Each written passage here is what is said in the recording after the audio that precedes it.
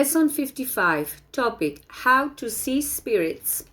Greetings, brothers and sisters. Today I am going to address a topic I haven't covered before, one that many people might find very interesting.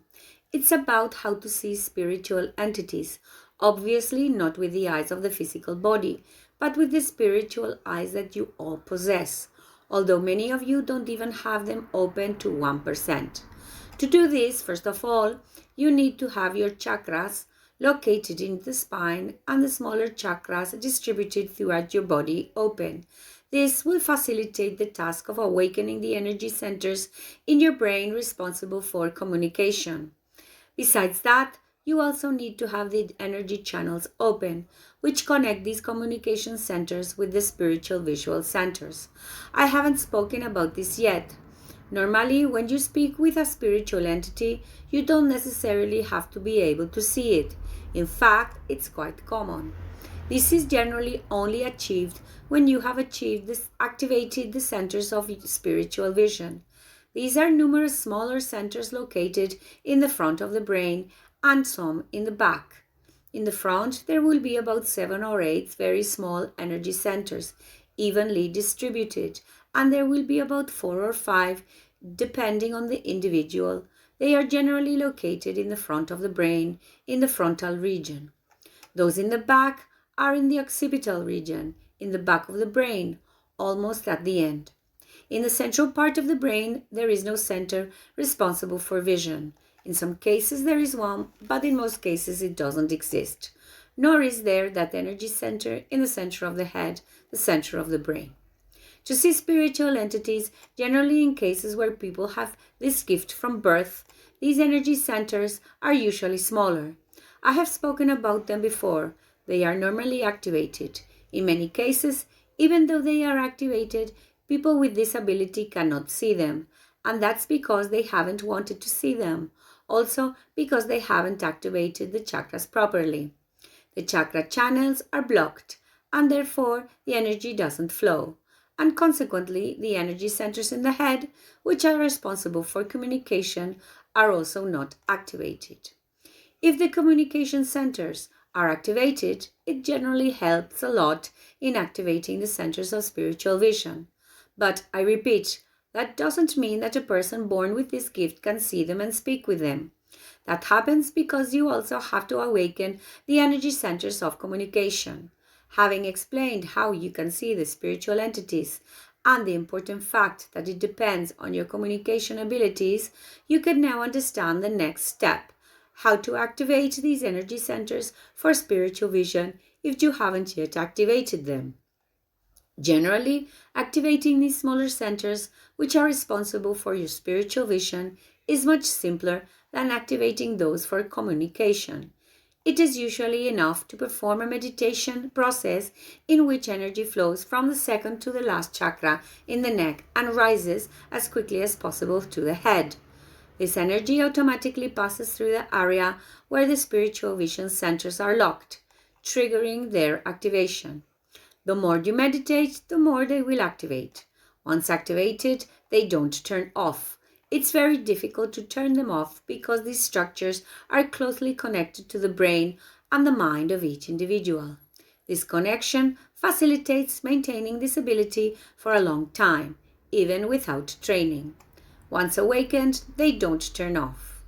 I know this explanation might seem short, but in previous lessons, I have already adequately explained the meditation process, how to cleanse the channels between the chakras, how to make energy flow from one chakra to another, and how to awaken the communication centers.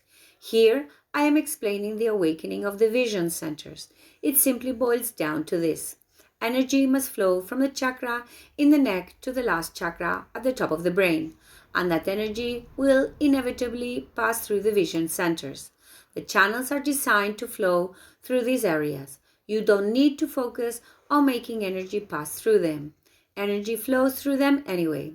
In fact, energy flows through the entire brain and has the magical effect of activating the vision centers, both in the front and the back of the brain.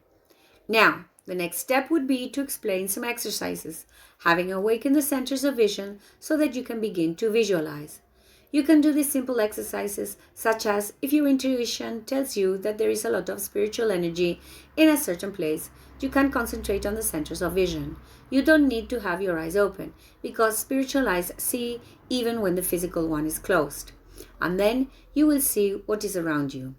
You won't just feel it in a diffuse way, as an undefined form, but you will see that objects exist, that beings exist. But you already know that in the spiritual world, form is related to spiritual essence. The form that you humans perceive when you are seeing the spiritual world has nothing to do with reality. The reality of the spiritual world is that spiritual entities and energy do not have a constant form. They constantly change shape.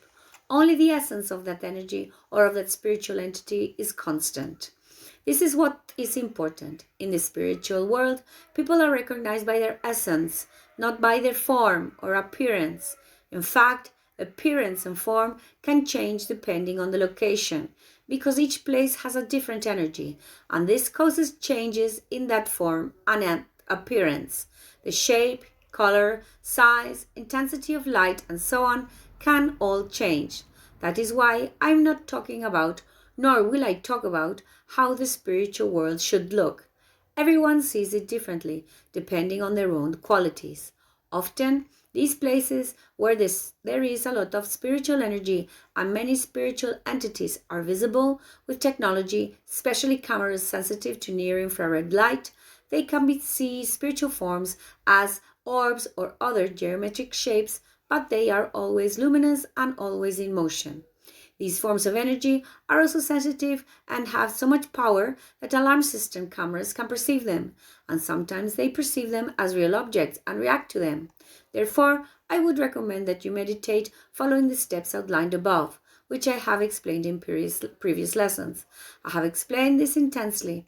When you begin to concentrate on these centers of spiritual vision, when you are meditating or even with your eyes open, you will see the form. Each time you do this more frequently, the form will come clearer and you will see it more clearly, more precisely.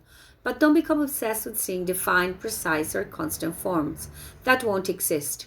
Generally, what might happen is that when you perceive a spiritual entity nearby, your vision centers will usually activate more intensely. Then, if you are calm enough and have trained sufficiently through meditation, spiritual vision will activate automatically.